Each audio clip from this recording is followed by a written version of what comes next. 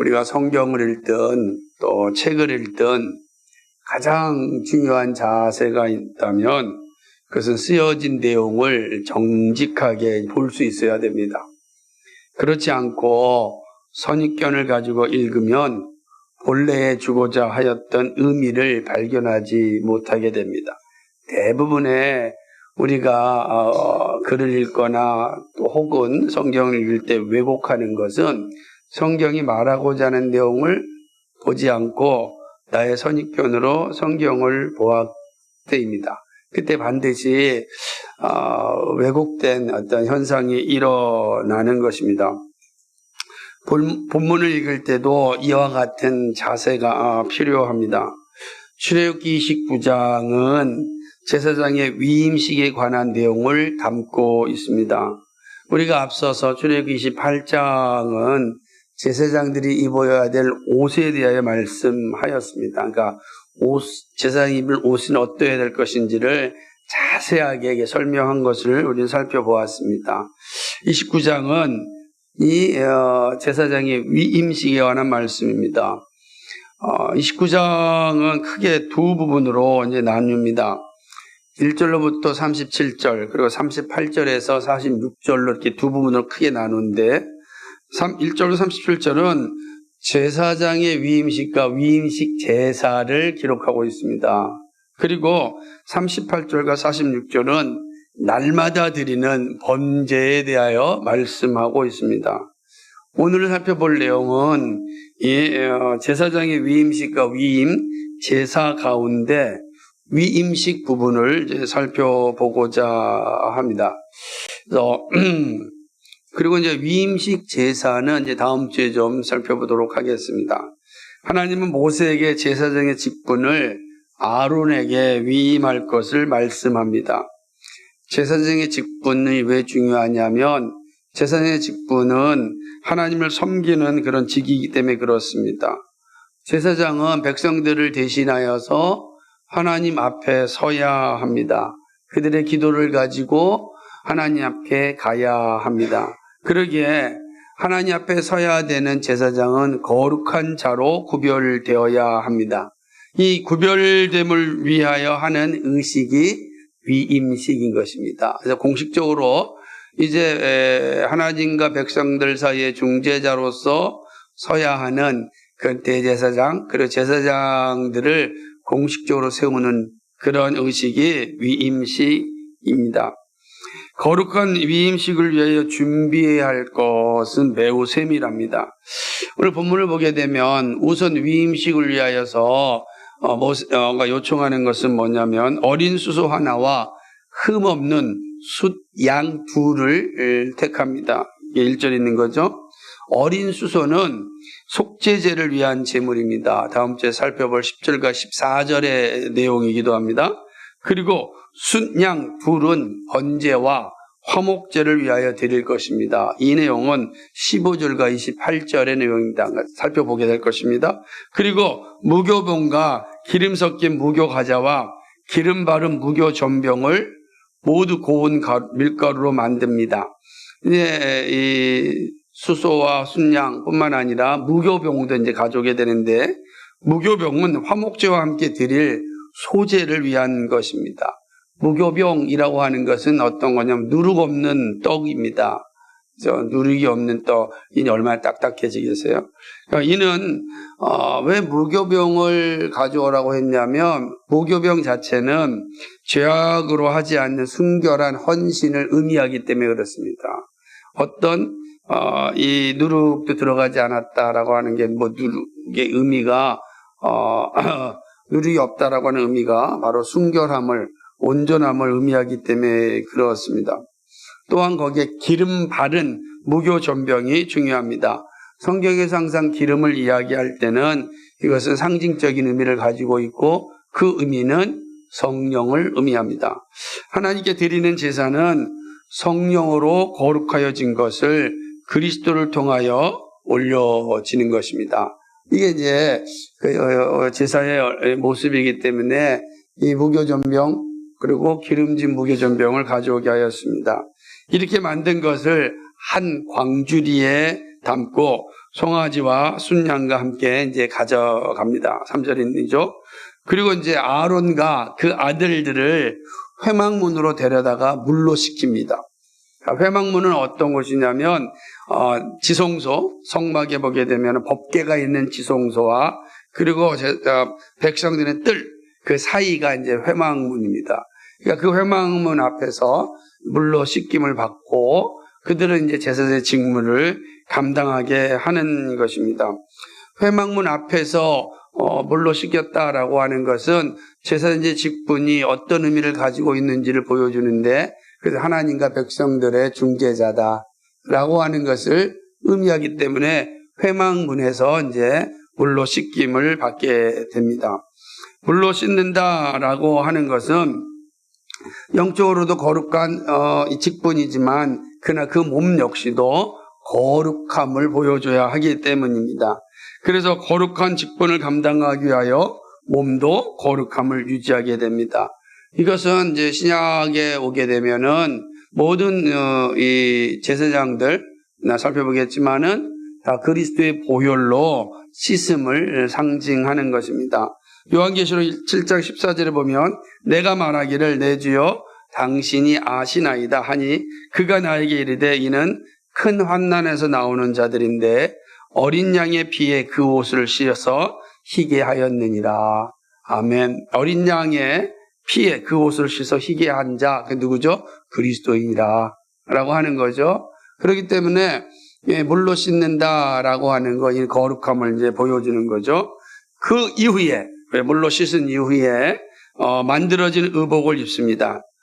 대제사장과 제사장이 입는 옷은 좀 차이가 나는데 대제사장 아론에게는 속옷과 에봇 받침 겉옷과 에봇을 입히고 흉패를 달고 그리고 에봇에게 정교하게 짠 띠를 띠게 합니다.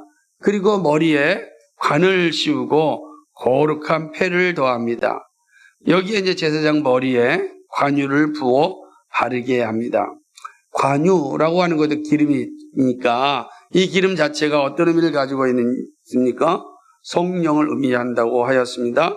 그러니까 부어 바르게 하였다는 것은 성령의 임하심을 의미합니다. 대제사장으로 오실 예수님에게 임할 성령을 예표하는 게 대제사장의 머리에 관유를 부은 것입니다. 성령은 하나님의 영을 의미합니다.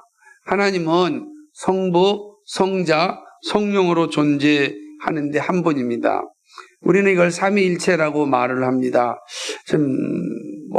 처음 신앙생활하는 분은 되게 어려운 분이고 오래 신앙생활 하였다 하더라도 이 부분을 우리의 지성으로 온전히 이해하기에는 참 어렵습니다. 하지만 성경은 하나님의 존재 자체를 말할 때 삼위일체로 우리에게 가르쳐주고 있습니다. 그리고 삼위일체 대신 성부, 성자, 성령 하나님의 역할은 분명합니다. 성부 하나님은 모든 일을 계획하시는 분입니다. 성자 하나님은 그 계획하신 모든 일을 집행하시는 분입니다. 그리고 성령 하나님은 집행한 모든 일을 개인 각자에게 적용케 하시는 분입니다. 하나님의 뜻이 우리에게 적용될 때 성령이 일하십니다. 그러니까 우리 각자에게 하나님의 뜻이 올 때 누가 그걸 하느냐? 성령 하나님이 하시는 것입니다. 그러므로 성령의 임함은 매우 중요합니다. 이렇게 아론이 제사장의 위임을 위한 준비를 한 후에 이제 아들들에게 제사장으로서의 또 위임을 준비하게 됩니다. 그러니까 아론은 대제사장으로서의 위임식을 하게 되고 아론의 아들들은 일반 제사장으로서의 위임식을 하게 됩니다. 이 아들들 역시 속옷을 입힙니다. 아론과 그 아들들에게 띠를 띄우며 관을 씌워서 제사장의 직분을 맡깁니다. 하지만 대제사장과 같이 에봇과 이런 흉패와 이런 것들은 이제 이 일반 제사장들에게는 입히지 않습니다. 그거는 지성소에 들어갈 때 필요하기 때문에 그렇습니다. 이들이 맡은 제사장은 영원한 규례가 됩니다. 영원한 규례가 되는 거죠. 이렇게 아론과 그 아들들에게 위임하여 거룩하게 세울 것을 명령합니다. 이게 9절 말씀이죠. 그 9절 말씀에 보면 이 예식은 영원한 규례라 라고 말씀하고 있습니다. 영원한 규례라는 것은 오늘까지도 이 규례가 있어야 한다라는 뜻입니다. 영원한 규례는 뭐 구약시대만 한 것이 아니라 주님 오실 때까지, 다시 오실 때까지 영원토록 이 규례가 집행되어야 하는 것입니다. 대제사장과 제사장이 되는 것은 매우 장엄하게 진행됩니다. 이는 하나님을 섬기고 백성들을 대하는 직책이기 때문입니다. 그러므로 대제사장과 제사장들은 전인격적인 거룩함을 가져야 합니다. 매우 중요한 거죠. 그러니까 이 대제사장과 제사장들이 이런 어떤 전인격적인 거룩함을 가지고 있지 않다고 한다면 하나님과 백성들 사이의 중재자 역할을 제대로 할 수 없는 거죠. 그런 생각을 해요. 중재하는 사람이 정말로 잘못되면 어떻게 되겠습니까? 끔찍한 일이네요. 백성들이 정말 비참해지는 상황에 이르게 되는 것입니다. 그리고 제사장 옷을 통하여 백성들과 구별된 존재라는 사실을 하나님께서 분명하게 보여주셨습니다. 우리 사실은 이게 28장에 보게 되면 제사장이 옷이 갖는 의미를 아주 자세하게 설명하고 있습니다. 네, 오늘 처음 이 설교를 들으시는 분들은 그 내용을 잘 모르겠지만 제가 이 출애굽기를 쭉 강해하기 때문에 이 부분을 자세히 설명하였습니다. 그래서 이 자세하게 설교한 내용은 교회 유튜브 홈페이지에 잘 나와 있으니까 꼭 들어가셔서 한번 출애굽기 28장, 27장, 28장을 쭉 설교를 들으시면 제사장 옷이 갖는 의미가 무엇인지를 알 수 있을 것입니다. 그래서 지금은 반복해서 말씀하지는 않겠습니다. 하나님은 출애굽 후에 이스라엘 백성들이 가야 할 길을 알려주셨습니다. 그 시작이 바로 성막이고 제사장입니다. 그러니까 성막과 제사장은 출애굽과 이집트에서 이렇게 해방되어서 새로운 삶을 살아가야 될 그 이스라엘 백성들의 삶의 표지와 같은 겁니다. 너희들이 앞으로 어떻게 살아야 될 것인지를 보여주는 표지가 무엇이냐면 성막이고 그리고 제사장 직분입니다. 그러니까 성막과 제사장 직분은 이집트에서 해방된 그런 이스라엘 백성들이 앞으로 살아가야 될 때 어떻게 살아야 되는지 어디로 가야 하는지를 보여주는 표지판이다라고 이제 할 수가 있습니다. 그래서 이 말씀을 하신 후에 영원한 규례라고 말씀하신 겁니다. 그러니까 영원토록 이 규례를 따라 살아가는 겁니다. 그렇다고 한다면 길을 잃어버리지 않을 것이고 자신의 살아야 될 삶의 자리를 명확하게 갈 수 있다라는 말씀인 것입니다. 영원한 규례라고 하였기에 오늘도 이 규정이 필요한지 질문할 수 있습니다. 왜냐하면 지금은 성전도 없잖아요. 그렇죠? 제사를 드리지 않잖아요. 그러니까 제사장도 없는 것 같습니다. 그죠? 만약에 영원한 규례라고 한다면 이 강대선 위에 매일 뭐가 올라와야 돼요? 제물이 올라와야 되잖아요. 주님 피가 흘리고 제물을 닦아야 돼. 그러지 않잖아요. 그죠? 우리 뭐 가져오시면 없죠? 그거 없단 말이에요. 그러니까 그렇다고 한다면 영원한 규례라고 할 때 이 의미는 어떤 의미를 가지고 있는지 이렇게 질문해야 돼요. 이거 매우 중요한 질문입니다. 그러나 반면에 하나님의 말씀은 완전합니다. 그죠? 그러니까 하나님의 말씀은 완전하기 때문에 영원한 규례도 완전한 내용이 되는 것입니다. 그러므로 영원한 규례로서의 제사에 대한 관점을 어떻게 보아야 하는지가 중요합니다. 이것은 신구약 성경의 통일성을 보여주기 때문입니다. 그렇다면 성전이 사라진 우리 시대에 제사장의 규례가 무엇을 의미하는지 함께 살펴보고자 합니다. 이게 되게 중요하겠죠? 이것이 본문이 우리에게 주는 매우 중요한 가르침이기 때문에 그렇습니다. 첫 번째로 그리스도인은 왕 같은 제사장입니다.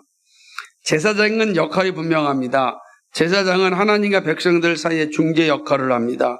그러므로 제사장이 바로 서지 않으면 하나님께 심판받고 백성들을 죄의 길로 이끌고 갑니다. 그러므로 제사장은 너무너무나 중요한 존재입니다. 이스라엘은 철저하게 제사장 중심으로 존재하였습니다. 이후에 여호수아를 통하여서 가나안 땅을 정복합니다. 그리고 12지파에게 땅이 분배됩니다. 땅이 12지파 분배됐고 그들의 지파별마다 성읍을 갖게 됩니다. 놀라운 것은 중심 성읍에 가장 중요한 데가 제사장이 있었습니다. 그들의 중심인 처음이 어디였냐면 실로였습니다. 실로는 이스라엘의 중심이었고 실로에는 성막이 있었고 거기에 대제사장이 있었습니다. 그리고 각 성읍마다 일반 제사장들이 존재하였습니다. 그리고 이스라엘은 처음부터 끝까지 무엇을 중심으로 존재하였냐면 제사장을 중심, 성막을 중심으로 성막을 수종들은 제사장을 중심으로 존재하였습니다. 그러니까 이스라엘이 어디로 가야 되느냐라는 질문은 제사장을 통하여서 이루어진 것입니다. 그런데 이스라엘의 성전이 파괴되었습니다. 이스라엘이 멸망하였고 그들의 성전이 파괴되었고 성전이 파괴되었기 때문에 더 이상 제사장이 필요하지 않습니다. 제사장이 없어졌습니다. 더군다나 사독계열의 제사장은 사라졌습니다. 그러면 대제사장의 계열이 없어졌고 남은 일반 제사장들 남았지만 성전이 있어야지 제사를 드리죠. 그들의 성전은 지금 여러분 잘 알고 있는 예루살렘인데 예루살렘 중심에 있는 황금 성전은 유대인의 성전이 아니라 이슬람 성전입니다. 그러니까 제사장이 사라진 거, 제사가 사라졌으니 제사 직분도 사라진 것입니다. 그 영원한 규례인데 제사장과 제사와 제사 직분이 사라졌으니 어떻게 설명해야 되겠느냐라는 질문이 떠오르게 되는 것입니다. 우리는 하나님께 대제사장이 없으므로 가까이 갈 수 없게 되었습니다. 그러나 이 말씀은 언제까지 존재하냐면 율법이 존재할 때까지입니다. 율법이 아니라 복음이 올 때 율법은 복음 안에서 성취가 되어집니다. 그러니까 율법이 있을 때, 제사 제도가 있을 땐 대제사장이 필요합니다. 그러나 율법이 성취가 되었고 이제는 복음 안에서 율법이 성취가 되어지면 더 이상 율법이 작동하지 않고 복음이 작동합니다. 복음이 이제 율법의 모든 것을 성취하였고 율법이 말하였던 모든 규례를 완성하였습니다. 그러므로 예수님은 자신의 오심을 뭐라고 표현하였습니까? 율법을 완성하러 오셨다 말씀하셨습니다. 그러므로 이제는 모든 율법은 누구 안에서 완성됐습니까? 예수님 안에서 완성됐습니다. 그럼 예수님은 어떤 분인가? 예수님은 완성되었다는 게 어떤 의미인가? 예수님이 그렇다고 한다면 이 모든 제사 직분을 다 완성하였으니 이제 예수님 안에서 제사를 드려야 됩니다. 히브리서에서 바울은 이 사실을 분명하게 표현합니다. 왜냐하면 예수님을 향하여 대제사장이라고 고백하기 때문에 그렇습니다. 히브리서 3장 1절 보면 그러므로 함께 하늘의 부르심을 받은 거룩한 형제들아 우리가 믿는 도리의 사도시며 대제사장이시는 예수를 깊이 생각하라. 예수님이 누구시라고요? 대제사장이라. 근데 예수님은 율법 안에 있지 않고 복음 안에 있습니다. 그러나 예수님은 복음 안에서 대제사장 역할을 합니다. 그럼 대제사장이 어떤 역할입니까? 하나님과 백성들 사이에 중보자 역할을 하는 것입니다. 디모데전서 2장 25절에 이렇게 이야기합니다. 하나님은 한 분이시요 또 하나님과 사람 사이의 중보자도 한 분이시니 곧 사람이신 그리스도 예수라. 아멘. 그러므로 예수님은 대제사장이시고 또한 하나님과 사람 사이의 중보자이십니다. 그럼 이제 율법의 개념이 복음 안에서 성취되었고 복음 안에서 예수님은 대제사장으로서 우리에게 존재합니다. 그렇다고 한다면 예수님이 대제사장이라고 한다면 일반 제사장은 누구입니까? 그죠? 제가 오늘 주일학교에서 질문을 했어요. 지금 설명하고 그러면 오늘날의 제사장은 누굴까? 그랬더니 우리 주일학교 학생이 뭐라고 대답했냐면 목사님이요. 틀렸습니까? 맞았습니까? 잘 대답하셔야 됩니다. 틀렸습니까? 맞았습니까?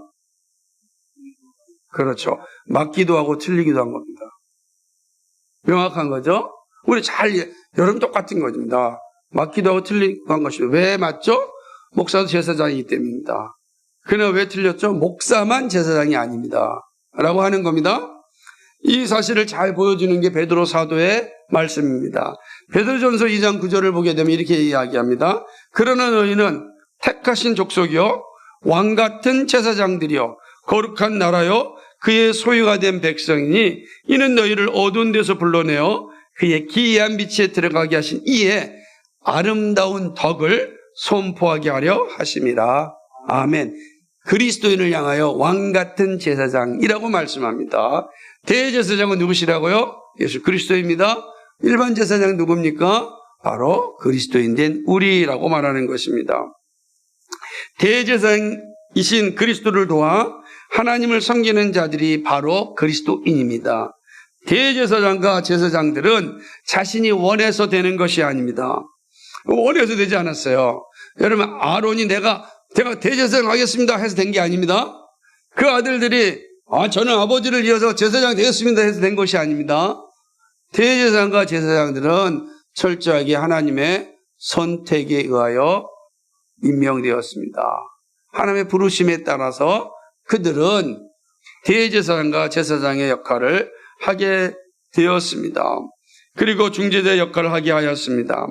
그리스도인의 일은 분명한데 이 일은 어떤 일입니까? 바로 하나님 어둠에서 불러내어 빛의 나라로 들어가게 하신 그리스도를 전하는 일입니다. 이 일을 위하여 그리스도인들 우리도 하나님의 선택을 받았습니다. 내가 그리스도인 되겠다 해서 되는 것이 아니라 하나님이 선택하셔서 우리로 하여금 그리스도인 되게 하시고 그리스도인으로 말미암아 그리스도의 아름다운 덕을 선전하게 하는 자로 삼으셨습니다.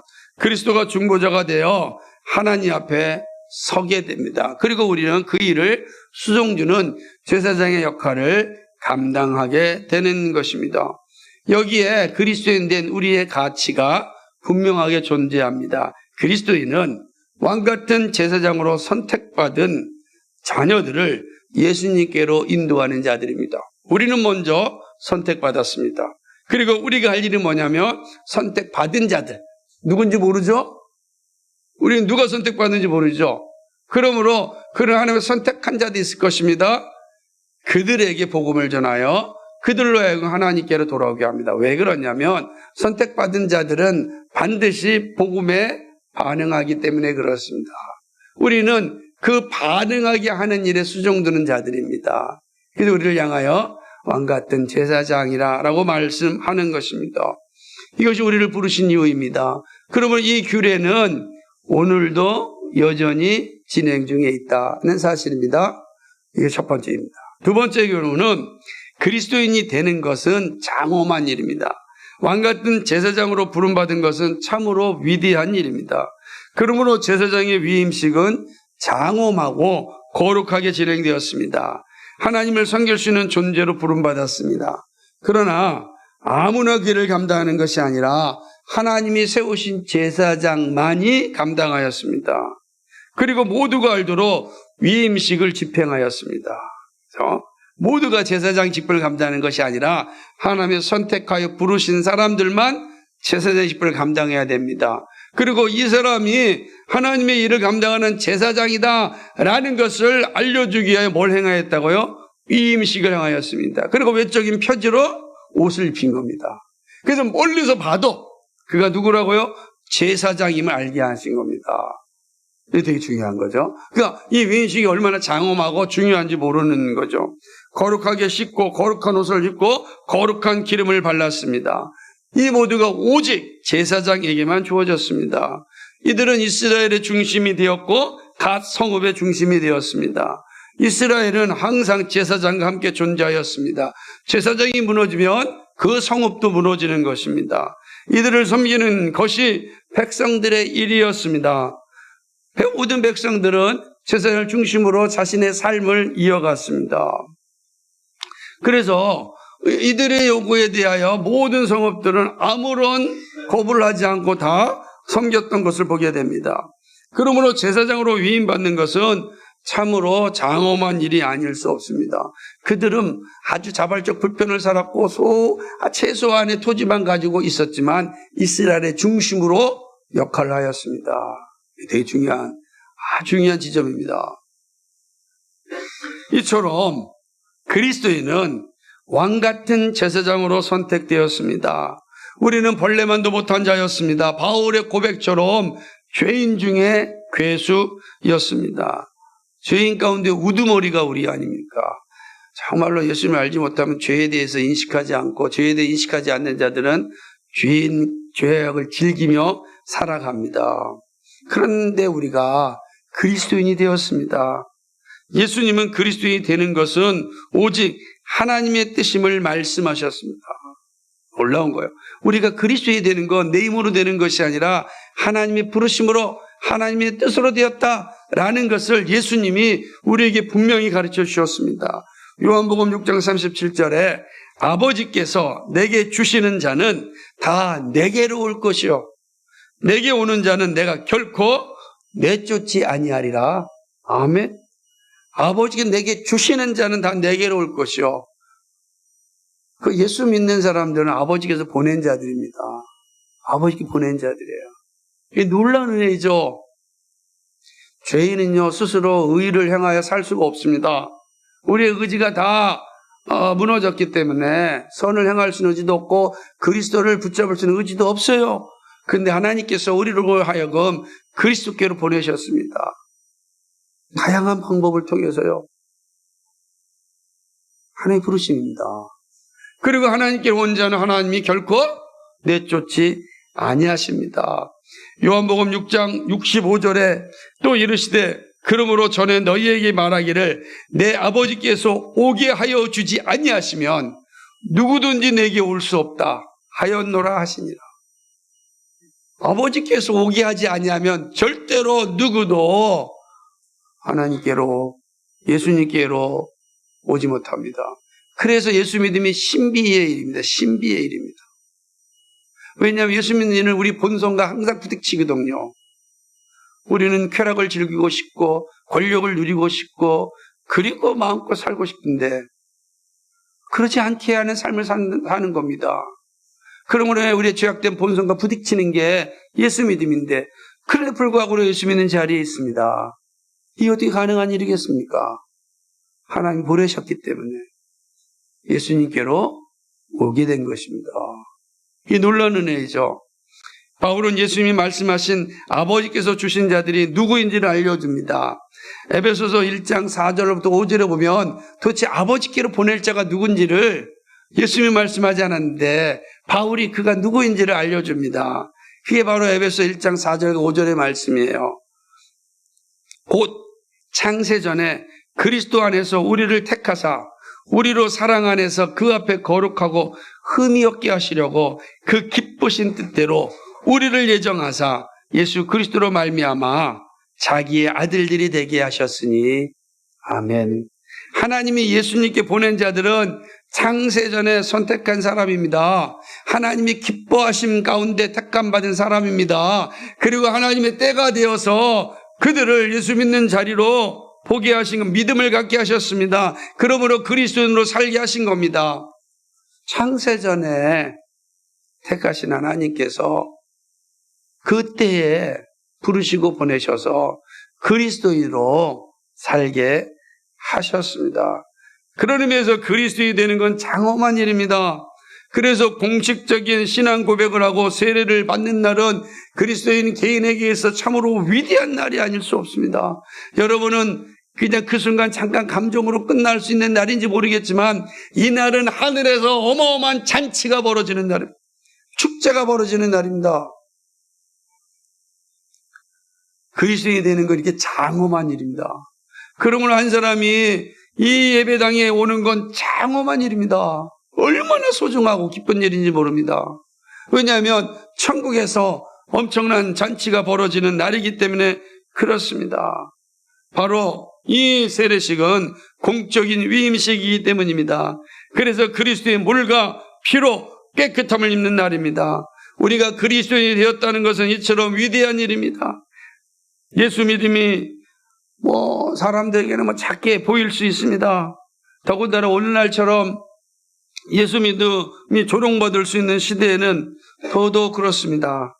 그러나 여러분, 그리스도인은요, 세상이 감당할 수 없는 존재입니다. 왜냐하면 어두운 가운데 있는 세상을 밝히 빛나게 할 수 있는 길이 그리스도인에게 주어졌기 때문입니다. 우리를 부르신 하나님이 맡겨주신 일입니다. 오직 우리에게만 세상을 구원할 수 있는 비밀과 능력을 주셨습니다. 그러므로 그리스도인됨을 감사하고 자부심을 가지고 소명을 감당해야 합니다. 이것이 우리의 존재고 우리의 정체성이에요. 세상이 결코 우리를 조롱한다고 해서 우리를 이겨낼 수가 없어요. 이 사실을 가지고 살아야 된다는 겁니다. 세 번째 교훈은 그리스도인의 삶은 성령의 은혜를 입어야 합니다. 우리가 왕같은 제사장이 되었고 장엄한 존재로 인정받았다 할지라도 여전히 남는 문제가 있습니다. 바로 세상에서의 삶입니다. 조롱받는 삶에서 신앙을 유지하는 것이 쉽지 않습니다.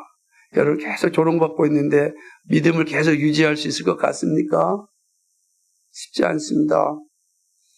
악한 세대 가운데 예수님의 존재를 인정하고 믿고 따르는 것이 간단하지 않습니다. 그렇죠?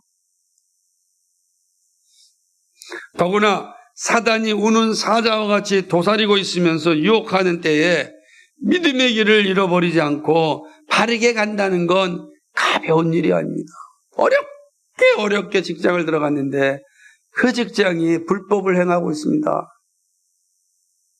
여기서 나가면 또 백수로 긴 시간을 보내야 되는데 어떻게 해야 되겠습니까? 이게 하나도 없어요. 쉬운 게 정말 쉽지 않습니다. 우리가 왕같은 제사장이 되었고 세상의 어둠을 밝히는 빛으로서의 소명을 받았다 할지라도 이 세상에서 그리스도로 살아가는 게 간단한 문제가 아니다라고 하는 것입니다. 이 유혹하는 때 믿음의 길을 잃어버리지 않고 바르게 간다는 거 가벼운 일이 아닙니다. 여전히 세상이 보여주는 위협은 대단합니다. 그러기에 많은 이들이 마음의 병을 가지고 있습니다. 삶이 지쳐있고 미래가 두렵기도 하고 무섭기도 합니다. 나의 의지와 상관없이 벌어지는 일들로 인하여 어려움을 당하면 원망이 들기도 하고 삶을 비관하기도 합니다. 이것은 그리스도인들에게 나타납니다. 너무나 당황스러운 일입니다. 이러한 상황을 이기지 못하며 참 슬프고 가슴 아픈 상황을 맞이하게 됩니다. 이러한 상황을 이기는 길이 하나 있습니다.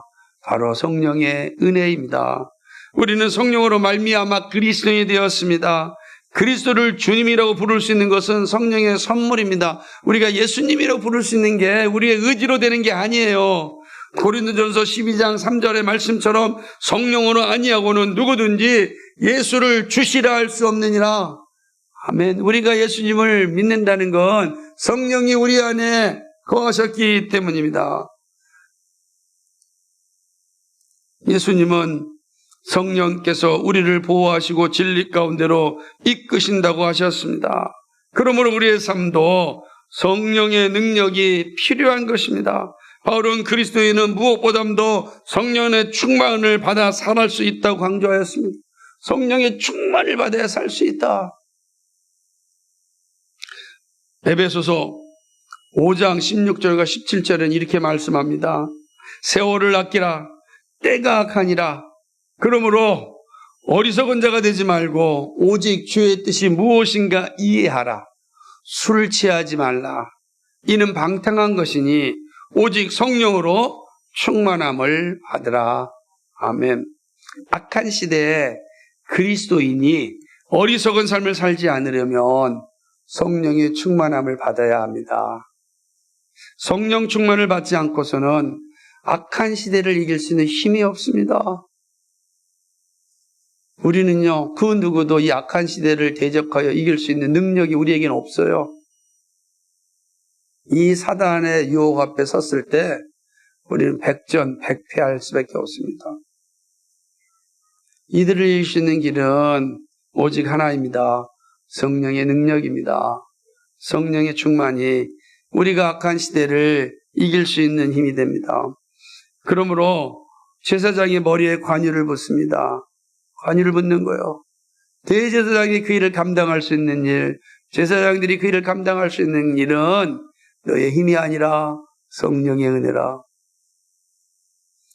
성령 하나님이 함께 하시기에 그들은 정직하고 투명하게 그의 사명을 감당하였습니다. 왕같은 제사장으로 악한 시대를 살아가는 그리스도인은 온 마음을 다하여 성령의 충만함을 받아야 됩니다. 성령의 충만함은 말씀과 기도의 충만으로 주어집니다. 하나님의 뜻을 알고 그 뜻이 이루어지기를 기도할 때 성령의 충만함이 함께 하십니다. 그리고 이러한 성령의 충만함이 우리로 하여금 세상을 이기는 힘이 됩니다. 내일의 두려움을 이기게 합니다. 마음의 슬픔을 극복하게 합니다. 강하고 담대한 믿음을 주십니다.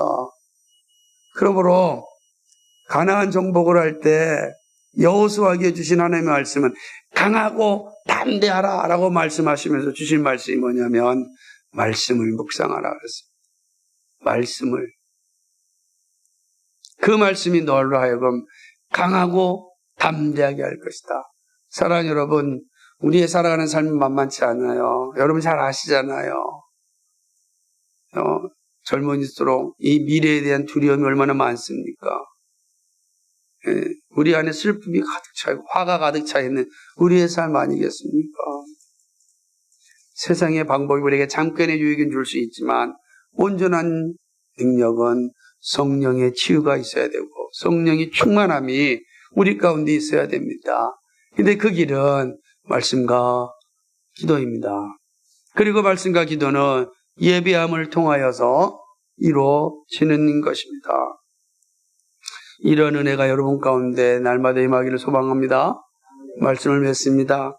우리가 사는 시대는 참 악한 시대입니다. 오직 자기 욕망에 사로잡혀 참된 진리를 찾지 못하고 있습니다.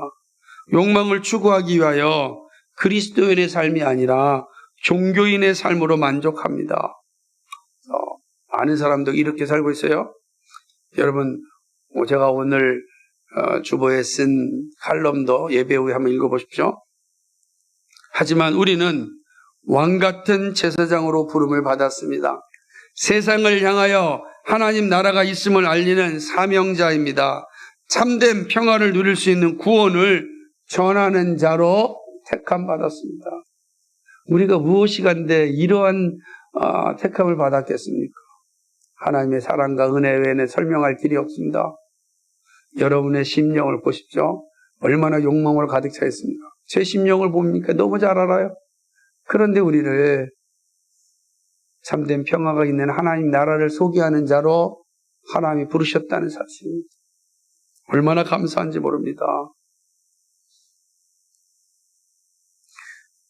우리가 함께 예배하는 것은 성령께서 우리를 택하시고 인도하셨기 때문입니다. 그러므로 우리는 세상에 소망을 줄 수 있는 존재가 되었습니다. 하지만 세상은 만만치 않습니다.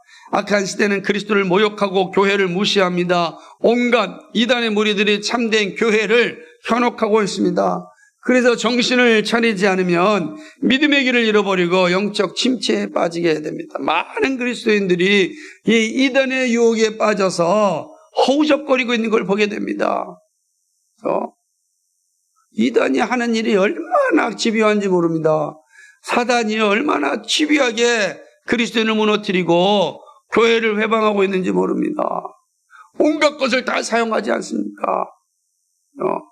이단들은 하나님의 교회, 그리스도의 몸된 교회가 무너지기만 하면 모든 수단을 다 동원해서 행하고 있습니다. 그리고 정신 바짝 차리지 아니하면 무너질 수밖에 없는 게 우리들의 모습인 것입니다. 참과 거짓이 혼재한 시대에는 무엇보다도 성령의 충만함이 필요합니다. 성령의 능력이 없이는 감당할 수 없기 때문입니다. 성령의 충만함을 위하여 우리는 온 힘을 다하여 예배의 자리를 지켜야 합니다. 그리고 예수 그리스도로 충만해야 되는 것입니다. 무엇보다도 예수 그리스도의 충만, 성령의 충만함이 필요합니다. 성령의 능력이 없이는 감당할 수 없기 때문입니다. 말씀을 듣고 함께 기도하는 자리를 가져야 합니다. 그것이 악한 시대를 이기는 길입니다. 성령의 충만함을 받는 길입니다. 마지막이 가까울수록 사단이 가장 많이 사용하는 수법은 예배를 무시하는 일입니다. 예배보다 더 중요한 것이 있다고 생각하는 것입니다. 거룩한 주일보다 더 중요한 것이 있다고 생각하는 것입니다. 사람들은 예배보다 거룩한 주일보다 더 중요한 것이 있다는 것에 현혹되어서 주일도 예배도 가볍게 여기게 됩니다. 사단이 얼마나 신나겠습니까? 주일이 무너지고 예배가 무너지면 다 무너집니다. 그러므로 믿음의 사람들은 이 거룩한 예배를 위하여 순교하였습니다. 거룩한 주일을 지키기 위해 순교하였습니다. 이 땅에 하나님의 나라가 세워지고 하나님의 교회가 세워질 때 선배들의 순교가 있었기 때문에 그 피가 오늘 교회를 세운 것입니다. 우리는 그들의 피를 먹고 이 땅에서 살아가는 자들입니다. 기억하셔야 될 것입니다.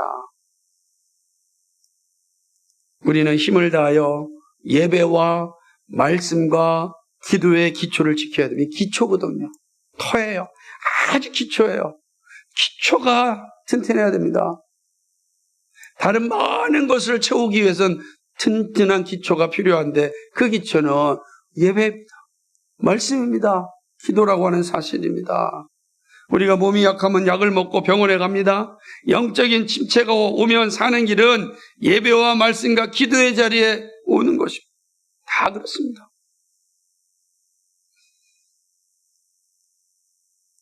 건강을 지키기 위해 잘 먹고 운동하고 잘 쉬면 우리가 건강해집니다.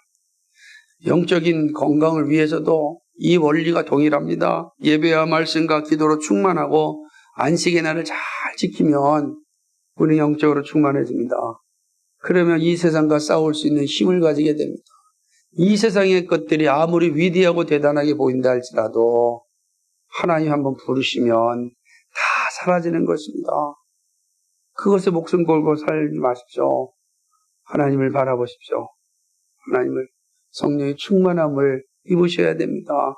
그 시작은 예배와 말씀과 기도에 있음을 기억하시고 왕같은 제사장으로서 나의 존재의 가치성을 분명히 인식하고 이 땅에 그리스도를 증거하는 자로서 구원받는 자들을 주님께로 인도하는 자로서의 사명을 감당하고 어떠한 유혹에도 무너지지 마시고 늘 믿음의 자리에 서 있기를 간절히 소망합니다.